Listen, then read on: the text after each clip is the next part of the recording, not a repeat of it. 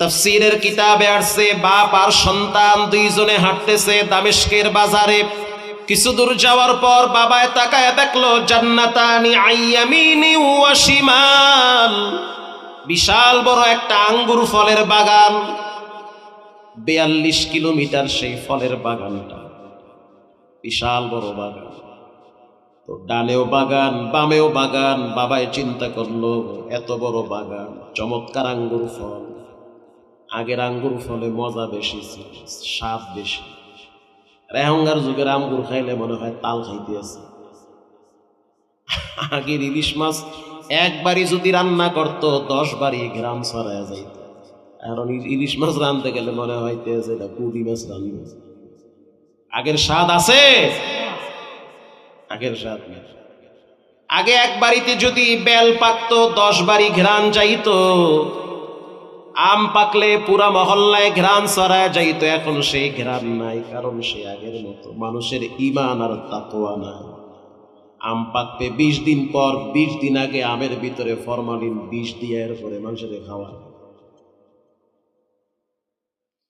বাবাই চিন্তা করলে এত সুন্দর বাগান, ছেলে তো ছোট, বয়স মাত্র 7 বছর, সন্তান আল্লাহর দেওয়া নেয়ামত।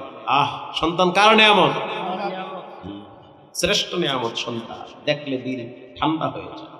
আবার সন্তান কখনো কখনো মা বাবার জন্য গজবের কারণ হয়। বাপে বিড়ি টেনে হালায়, পোলায় আইয়া ওই বিড়ি আবার টানে। নেয়ামত না গজব? এটা গজব, এটা অশান্তি। এই জন্য আল্লাহর কাছে চাইতে হয়, আল্লাহ মাইয়া পোলা এমন দিও জানি ধুমাইয়া পয়সা কামায়, হালাল হারাম যেমনে পারো কেমনে কামাও, টাকা কামাইয়া পুরা বাড়িঘর লাল বানানো না, এমন তো না। দোয়া করতে হবে, আল্লাহ আমার সন্তানগুলাকে তাকওয়াবান এবং পরেজগার বানায়া দেন। আমার মরার পরে যেন আর একটু দোয়া করতে পারে, জমি নিয়ে যেন মারামারি কাটাকাটি না করে, এরকম দোয়া। কুররাতা আয়ুন আয়ুন ওয়াজআলনা লিল মুত্তাকিনা ইমামা। আমার সন্তান, আমার আওলাদ, আমার স্ত্রী, এদেরকে আপনি তাকওয়া আর ঈমানের নূর দান করেন। বাবাই চিন্তা করলে এত সুন্দর আঙ্গুর ফলের বাগান, আমি একটু ভিতরে ঢুইকা কিছু আঙ্গুর পারি। মালিকের অনুমতি ছাড়া আঙ্গুর পাড়া কি হালাল না হারাম? সন্তানকে বলল, সন্তান, ওয়াদিয়া নামক একটা মোড় আছে, কিতাবে আসছে, তাফসীরের কিতাবে, মোড়ের ভিতরে 3 দিকে রাস্তা চলে গেছে। বাবাই বলল, সন্তান, এই 3 রাস্তার মাথায় দাঁড়াও, আমি বাগানের ভিতরে ঢুকব। দাঁড়ায় দাঁড়ায় পাহারাদারি করবা, কেউ যদি আমারে দেখে তাহলে তুমি আমারে সতর্ক করবা। তার মানে বাপে চুরি করতে যায়, পোলারে পাহারাদারি বানাইছে। বাবায় বাগানে ঢুকার পর কেবলমাত্র আঙ্গুরের থোকা দইরা টান মারছে, এখনো পর্যন্ত ডিসকানেক্ট হয়নি, অর্থাৎ আলাদা হয়ে যায়নি। থোকা দইরা টান মারলে মাথা তো নিচে নাইমে আসে। কথা বুঝতেছে না মা? এখনো পর্যন্ত ছিঁড়ে নাই। সন্তান একবার ডানে তাকায়, আবার বামে তাকায়, আবার উপরে তাকায়, আবার নিচে তাকায়, কারণ মাসুম বাচ্চা, ওর তো কোনো গুনাহ নাই, যা বলে সত্য বলে, মিথ্যা বলে না। এতটুকুন বাচ্চা জোরে একটা ডাক মারছে, ইয়া আবি আহাদু ইয়ারানা। আব্বা জান, একজন ব্যক্তি আপনার দিকে চোখ বড় করে তাকায় আছে। আল্লাহু আকবার বলে। বাবায় আঙ্গুর ফলের থোকা মোকা ফালায়া জোতা মোতা থইয়া মারছে দৌড়। বাবায় মনে করছে বাগানের মালিক বুঝে আয়া পড়ছে। আইসা দেখে সন্তান চুপচাপ দাঁড়ায় রয়েছে। বাবার মেজাজ তো গরম। বাপ সন্তানের দিকে তাকায় বলল, সন্তান, তুমি না বললা হাদু ইয়ারানা, কে যেন আমার দিকে তাকায় রয়েছে, এখন তো দেখি কেউ নাই। সন্তান চোখের পানি ছেড়ে কান্দে আর কয়, আব্বা, আপনি আমার উপরে রাগ করিয়েন না, মাইরেন না, আমি জানি আপনার মেজাজ বড় গরম থাকে। আমি গভীর চিন্তা করে দেখছি, আপনি না বলছেন কেউ যদি আমারে দেখে সতর্ক করবা, কিন্তু আমি তাকায় দেখলাম আপনার রব আপনার দিকে তাকায় রয়েছে। আল্লাহ আপনার দিকে তাকায় আছে। ছেলে আবার দলিল দিচ্ছে, আরবের মানুষ আরবি ভাষা বুঝে, জন্মগত অর্থ বুঝে। সন্তান বলতে আছে আলাম ইয়ালাম বিআন্নাল্লাহা ইয়ারা, তুমি যেখানে যা কিছু করো না কেন তোমার রব তোমার দিকে তাকায় আছে। বাবায় সন্তানরে জড়ায় ধইরা চোখের পানি ছেড়ে কান্দে আর পায়, আমি তো পাপী, এত সুন্দর নেককার সন্তান তুমি আমার দান করেছো।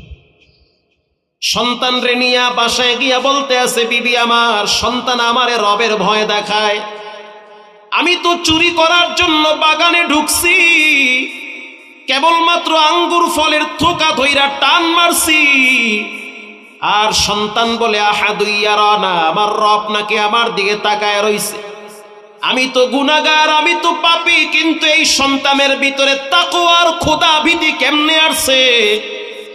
স্ত্রী বলল স্বামী আমার, এটা তোমার কারামতি না, এই বাচ্চা পেটে আসার পর থেকে আমি নিয়মিত প্রত্যেক দিন ফজরের সূর্য ওঠার আগে সূরা ইয়াসিন তেলাওয়াত করতাম, আর বলতাম আল্লাহ আমি তো গুনাহগার নারী, কিন্তু আমার পেটে একটা বাচ্চা আসছে, বাচ্চাটারে তুমি তাকওয়াবান বানায় দিও।